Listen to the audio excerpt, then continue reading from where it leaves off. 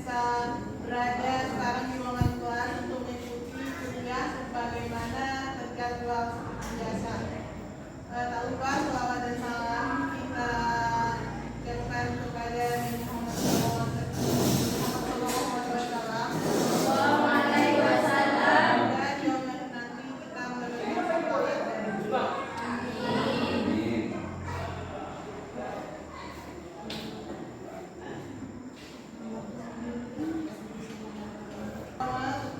Kepada Bapak dosen yang sudah hadir bersama kita di ruangan ini yang akan membimbing kita dalam mata kuliah pengembangan teknologi komunikasi pada hari ini.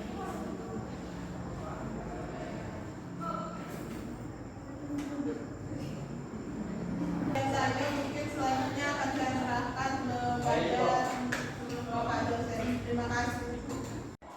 Itu yang berdosa, yang membuat aplikasi itu, yang membuat aplikasi itu termasuk berdosa juga, Mbak? Iya. Oke.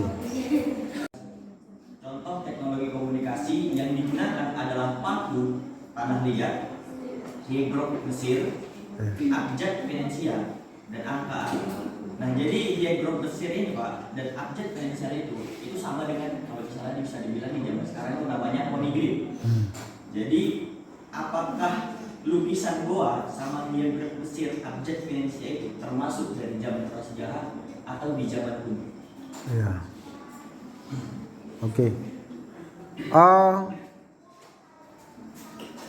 Soal berkomunikasi itu bisa menggunakan bahasa isyarat, yaitu dari teriakan dan gerakan tubuh. Dan juga asap. Nah, ini yang saya ingin tanyakan. Berkomunikasi menggunakan asap itu seperti apa, Pak? Atau kayak misalnya saya berpikir setelah saya membaca berkomunikasi dengan asap, yang terlintas di kepala saya ketika kami lagi merokok, apakah kami mengeluarkan asap itu adalah berkomunikasi? Lantas berkomunikasi menggunakan asap itu bagaimana, Pak? Yang kita tahu asap itu adalah kayak udah gitu, lalu aja gitu, bahan kimia yang nggak jadi. Iya. Jadi komunikasi selama 2-3 tahun terakhir mengubah paradigma komunikasi nasional. Dan apa dampaknya terhadap kehidupan politik di era digital sekarang, Pak? Oke. Bahwa kami harus bagaimana dalam menyaring informasi-informasi yang ada tentang lebih khusus di politik. Bagaimana proses perkembangan teknologi komunikasi 2-3 tahun terakhir yang kita tahu perkembangan yang sangat cepat mengubah paradigma kita tentang informasi-informasi yang kita terima. Padahal banyak sekali bagi dari informasi-informasi yang kita terima. Nah, pada tahun politik ini kan kita sangat penting, Pak, untuk menyaring informasi-informasi, cermat dalam menerima informasi, dan hal itu bagaimana, Pak, untuk kita menyikapinya ya? menyikapi. Oke. Jadi mengingat komunikasi politik ini telah berhasil mencatat beberapa paradigma pada beberapa dekade untuk terakhir ini. Dan paradigma sebagai frame of the meaning atau bisa dibilang kerangka makna seringkali dipengaruhi oleh paradigma lainnya. Mengingat pula, Pak, bahwa untuk mewujudkan masyarakat madani demikian kompleks, secara kompleks, maka perlu kira penulis menjadikan masalah yang akan dibahas ini seperti berikut, Pak. Syarat apa saja yang diperlukan untuk terwujudnya civil society? Itu pertanyaan saya yang pertama untuk melanjutkan pertanyaan tadi. Oke. Dan yang kedua pertanyaan saya, Pak, bagaimana prospek civil society dalam mengingatnya paradigma politik kita untuk saat ini? Dan yang ketiga, paradigma komunikasi politik seperti apa yang bisa digunakan untuk membangun civil society? Oke. Mungkin itu aja, Pak. Terima kasih. Ingin menanyakan ini bahwa kemarin kita ketahui bersama, Pak, bahwa ada dari baca pres mengeluarkan gagasan-gagasan di UGM waktu acara Mata Najwa kemarin. Iya. Salah satu dari baca pres kita yaitu Ganjar Pranowo mengeluarkan statement tentang komunikasi dan jurnalistik, bahwa menciptakan perspektif yang berbeda dari setiap kalangan. Saya ingin menanyakan bagaimana tanggapan perspektif Bapak mengenai pernyataan dari Pak Ganjar Pranowo itu. Oke. Terima kasih. Warahmatullahi wabarakatuh. Transformasi komunikasi manusia di era teknologi digital. Tanpa basa-basi lagi, langsung aja kita ke pembahasan. Yang pertama mengenai evolusi teknologi komunikasi yang akan dijelaskan oleh Abang Afif.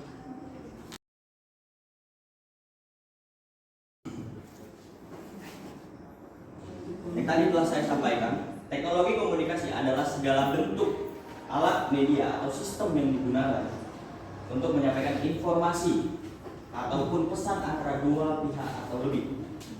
Teknologi komunikasi telah mengalami perkembangan yang sangat pesat sejak zaman prasejarah hingga saat ini. Perkembangan ini dipengaruhi oleh berbagai faktor, seperti kebutuhan, penemuan, inovasi, dan globalisasi.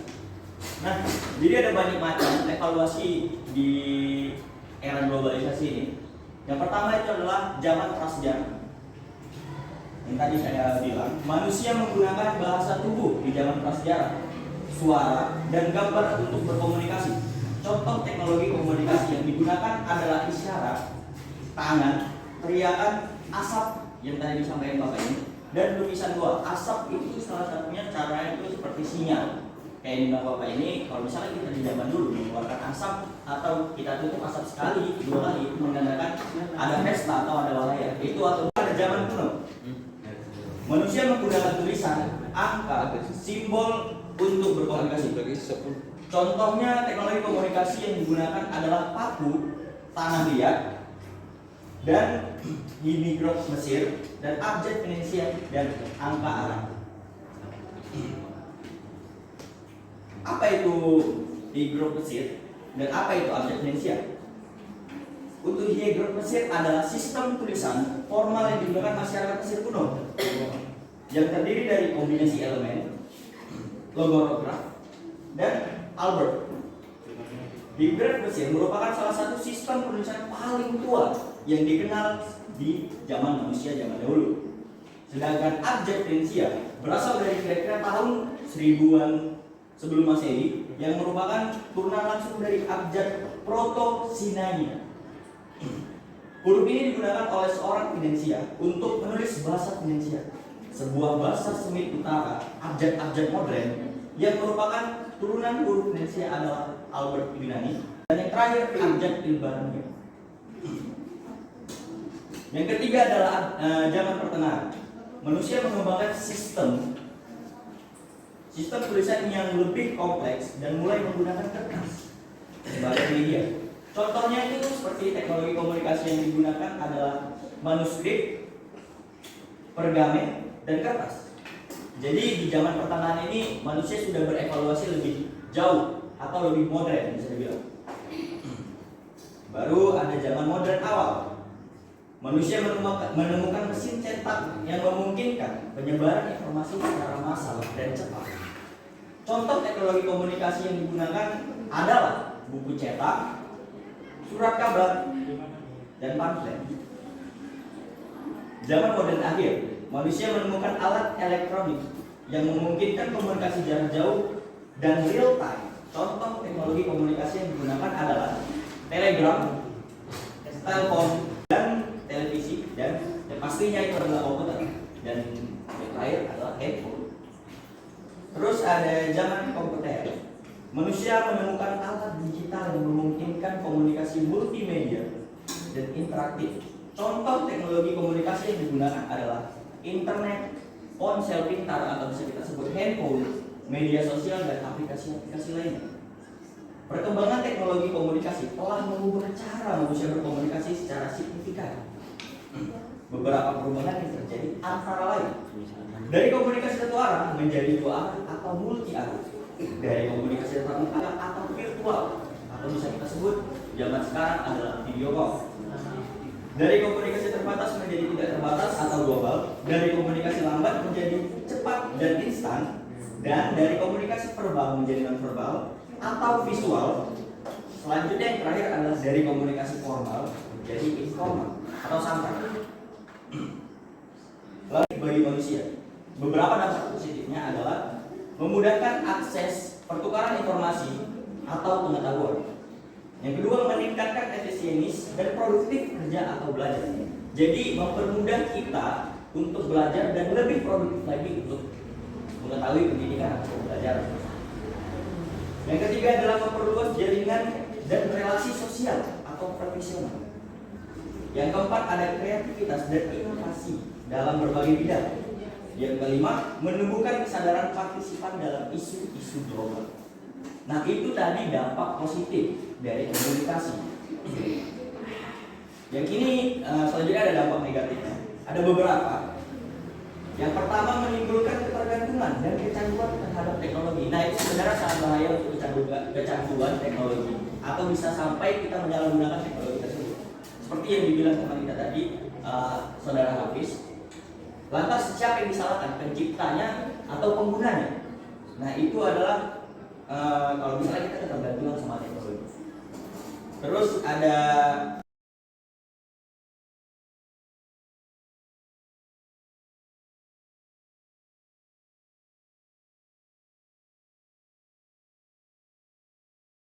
atau konten. Nah, jadi beberapa mitos atau mimpi fantasi yang bilang mitos. Jadi mitos itu sangat berbahaya dan itu adalah dampak negatif dari penggunaan teknologi komunikasi zaman sekarang. Lalu mengurangi keterampilan dan etika komunikasi interpersonal, memicu konflik dan populasi dalam masyarakat atau dunia. Dan yang terakhir, mengancam privasi dan keamanan data atau identitas. Nah, jadi dampak negatif mengancam privasi dan keamanan data identitas itu sangat fatal. Yaitu bisa orang-orang tahu apa identitas kita. Kita sebagai apa, profesi kita sebagai apa, identitas kita sebenarnya aslinya itu dari mana. Sedangkan setahu saya identitas maupun privasi kita tidak boleh diketahui sama seseorang. Yang tidak boleh diketahui sama seseorang, isi dompet, identitas, dan pekerjaan orang tua kita itu seperti apa. Pekerjaan orang tua itu sebenarnya tidak boleh dikasih tahu. Tapi kemarin kita baru ditanya pekerjaan orang tua itu sebagai apa. Sebenarnya itu adalah privasi dan privilege itu tidak menimbulkan dampak positif bagi kita semua untuk mengetahui apa pekerjaan itu. Dan itu tidak akan mengubah spesifik manusia. Kita itu saja. Baik. Komunikasi telah menjadikan bagian kehidupan manusia dalam era modern. Perkembangan teknologi telah membuat perubahan signifikan dalam cara berkomunikasi. Komunikasi digital seperti pesan, media sosial, dan aplikasi perpesanan telah menggantikan sebagai besar komunikasi tradisional seperti surat pos dan pengorolan tatap muka. Penelitian ini bertujuan untuk membandingkan komunikasi digital dan komunikasi tradisional serta bagaimana perbedaan ini mempengaruhi hubungan sosial. Komunikasi digital yaitu kecepatan dan kemudahan. Komunikasi digital memungkinkan pengiriman pesan dalam hitungan detik, menghilangkan jarak geografis dan mempermudahkan komunikasi jarak jauh. Semua orang dengan akses internet dapat berkomunikasi dengan mudah dan mengurangi kecepatan komunikasi. Rekam jejak digital, pesan dan aktivitas online dapat dibandingkan memberikan kesempatan untuk merekam sejarah komunikasi. Komunikasi tradisional. Komunikasi tradisional sering melibatkan pertemuan tatap muka yang memungkinkan ekspresi wajah, gerakan tubuh dan bahasa tubuh. Dan kekurangannya adalah keterbatasan jarak. Komunikasi tradisional dapat terbatas pada jarak geografis dan memerlukan lebih banyak waktu. Pengaruh terhadap hubungan sosial. Perubahan dalam hubungan interpersonal. Komunikasi digital dapat memperpendek jarak geografis, tapi seringkali mengurangi kualitas hubungan interpersonal. Komunikasi tradisional seperti pertemuan tatap muka dapat memperkuatkan ikatan sosial dan emosional. Risiko kesalahan komunikasi. Komunikasi digital dapat menyebabkan kesalahpahaman karena kurangnya ekspresi verbal. Komunikasi tradisional dapat mengurangi risiko kesalahan komunikasi karena lebih banyak konteks. Pengaruh media sosial. Media sosial dapat memperluas jaringan sosial, tetapi juga dapat menciptakan isolasi sosial atau konflik online. Sedangkan komunikasi tradisional dapat lebih fokus pada hubungan yang lebih mendalam dan nyata. Kelebihan dan kekurangannya yang masing-masing. Komunikasi digital memberikan kecepatan dan aksesibilitas, tapi seringkali mengurangi kualitas hubungan Di sisi lain, komunikasi tradisional memberikan ikatan sosial yang lebih kuat dan lebih sedikit risiko kesalahan komunikasi. Penggunaan yang bijak dari kedua jenis komunikasi dapat membantu mempertahankan lingkungan sosial yang sehat dan berkualitas dengan era digital yang saat ini. Baik, selanjutnya saya akan menjelaskan. Baik, di sini saya akan menjelaskan tentang dampak teknologi komunikasi terhadap dinamika pertemanan, kehidupan keluarga, dan hubungan interpersonal dalam kehidupan sehari-hari. Jadi, teknologi komunikasi memiliki dampak yang signifikan pada dinamika pertemanan, hubungan keluarga, dan hubungan interpersonal. Teknologi komunikasi seperti media sosial dan aplikasi pesan instan telah memungkinkan orang untuk tetap terhubung dengan teman-temannya walaupun sedang berada di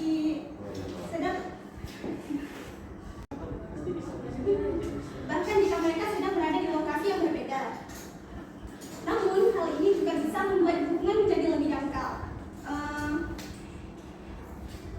Selain itu, adanya perbandingan sosial yang seringkali tidak sehat di media sosial, yang merupakan suatu perkembangan dari teknologi yang telah mengubah kehidupan masyarakat. Adanya media ini membuat komunikasi tidak hanya dilakukan secara satu arah, tapi bisa dilakukan secara dua arah.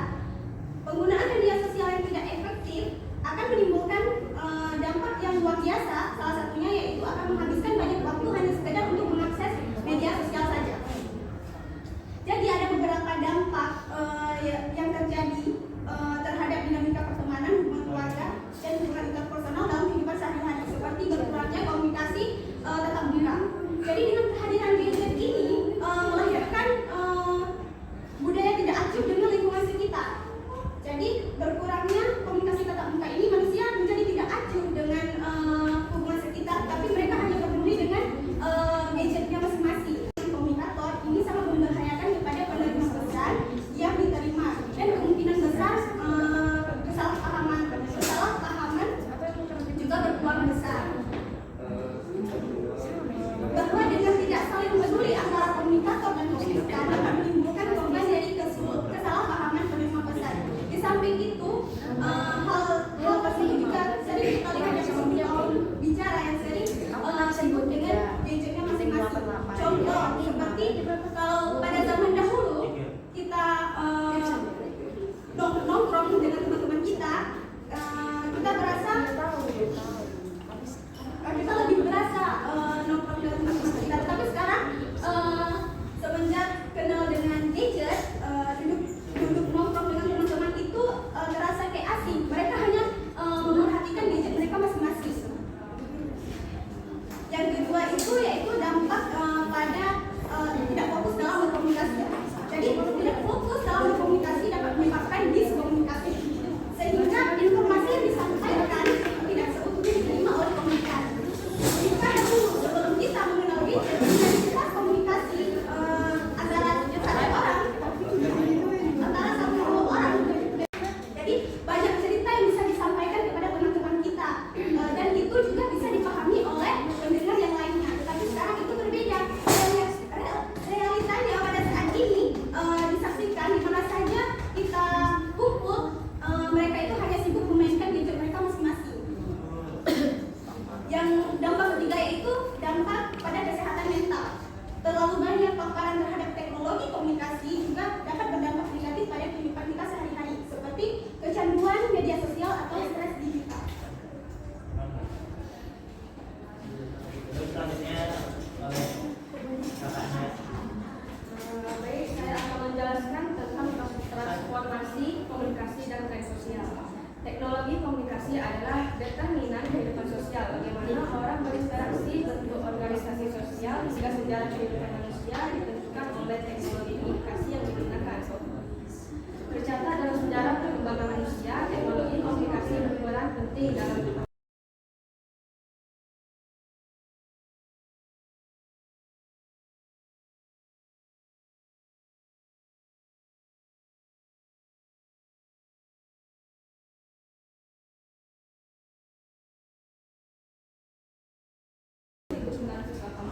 mengatakan bahwa tulis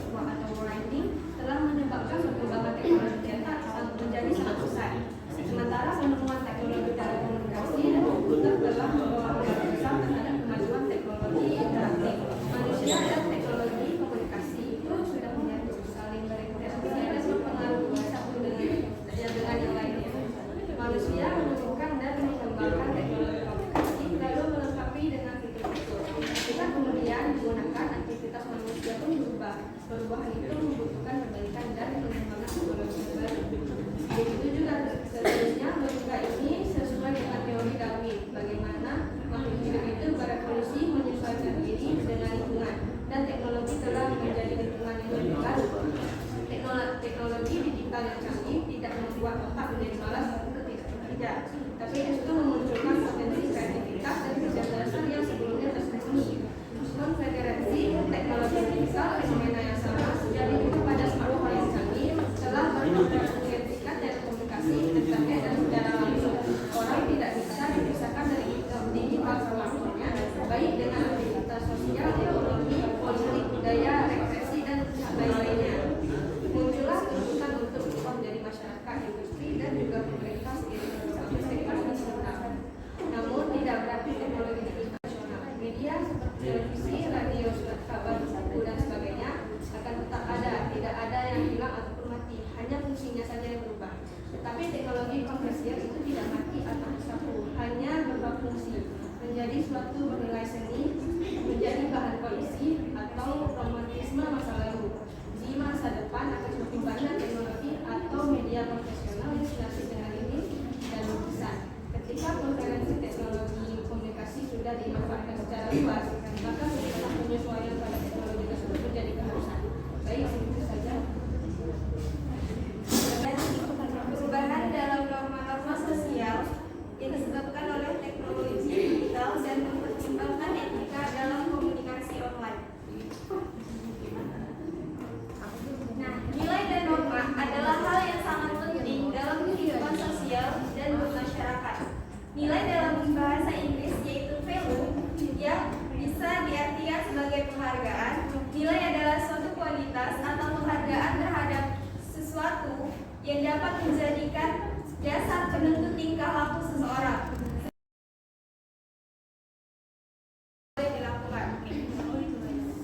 Nah, kemudian di perubahan nilai dan norma di masyarakat. Perkembangan teknologi informasi membawa sebuah perubahan dalam masyarakat. Lahirnya media sosial menjadikan pola perilaku masyarakat mengalami pergeseran baik budaya, etika, dan norma yang ada. Kemudian dampak teknologi digital. Era digital merupakan suatu zaman atau era yang menggantikan beberapa teknologi masa lalu menjadi lebih modern. Di era digital ini memiliki dua dampak, yaitu positif dan negatif. Dampak positifnya yaitu kita jadi lebih mudah menemukan informasi tentang apa saja melalui media sosial. Sedangkan dampak negatif dari media sosial adalah menjauhkan orang-orang. Interaksi secara tatap muka cenderung menurun, membuat orang-orang menjadi kecanduan terhadap internet, menimbulkan konflik, masalah privasi, rentan terhadap pengaruh buruk orang lain. Sosial etika sangat diperlukan. Para pengguna media sosial memiliki tantangan besar karena tanggung jawab mereka dalam kebebasan berekspresi yang harus pula diiringi tanggung jawab moral. Penerapan etika dapat berkomunikasi di media sosial sangat dianjurkan agar setiap pengguna media sosial dapat memberikan sosialisasi bagaimana menggunakan media sosial yang baik dan benar. Penjelasan tentang mengeksplorasi cara teknologi mempengaruhi pemahaman dan penghargaan terhadap beragam nilai dan keyakinan di era globalisasi dan digitalisasi. Teknologi telah memiliki dampak yang signifikan terhadap pemahaman dan penghargaan terhadap beragam nilai dan keyakinan di era globalisasi dan digitalisasi. Berikut ada beberapa cara di mana teknologi mempengaruhi aspek ini. Poin pertama ada akses informasi yang luas. Teknologi terutama internet telah memberikan akses yang lebih luas ke berbagai informasi dan pandangan dari seluruh dunia. Ini memungkinkan individu untuk lebih memahami nilai dan keyakinan yang berbeda dari budaya dan latar belakang yang berbeda. Sebagai contoh, seseorang dapat mengakses berita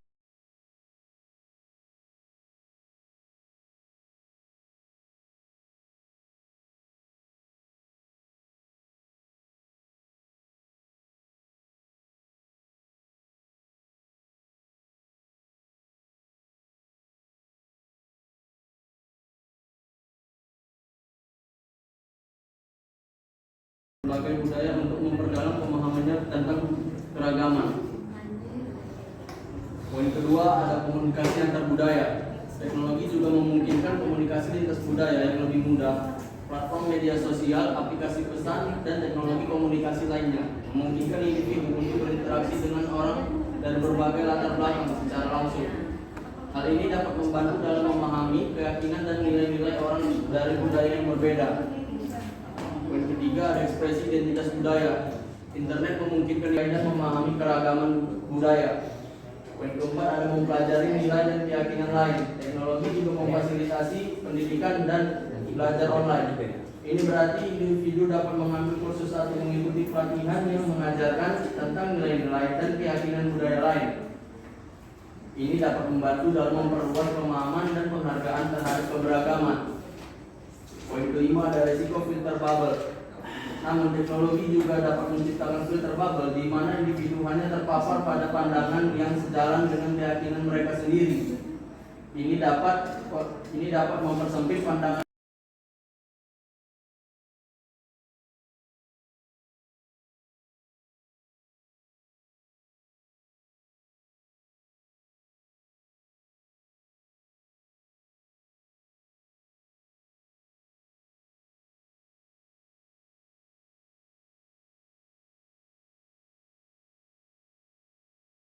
informasi dari berbagai sumber dan perspektif.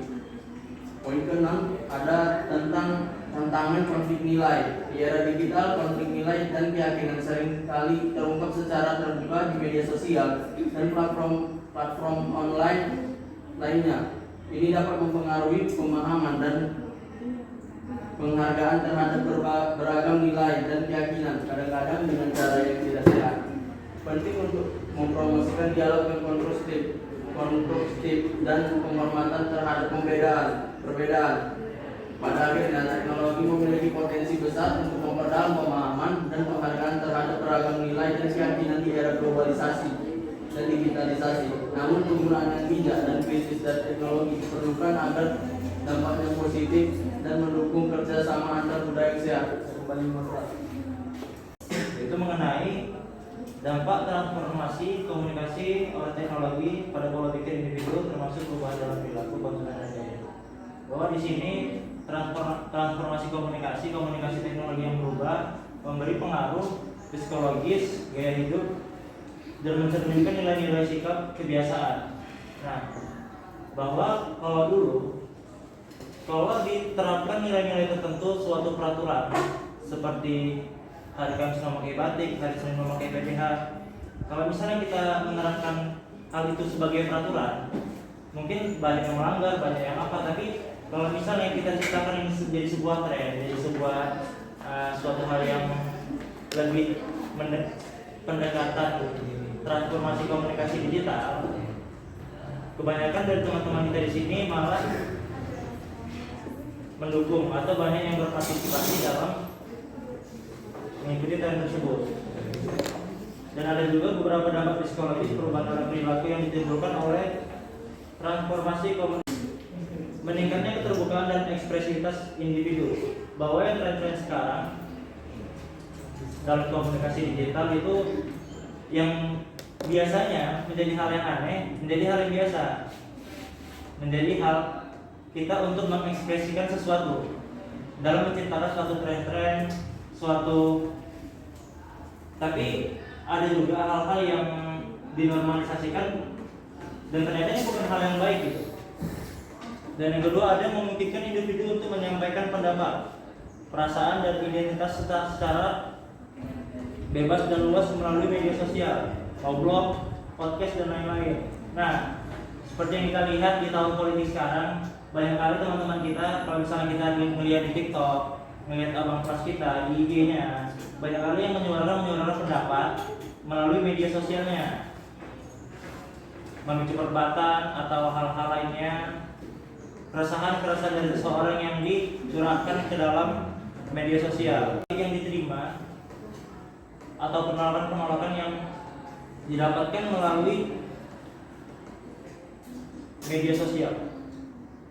Lalu ada menerima umpan balik atau respon dari orang lain yang memiliki minat dan pandangan yang sama atau berbeda. Nah, ini memicu perdebatan tadi.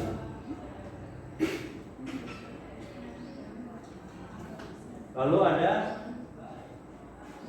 ini juga meningkatkan rasa percaya diri dan kepuasan dan keterlibatan individu dalam komunikasi. Yang pertama, meningkatnya keterhubungan dan kolaborasi individu.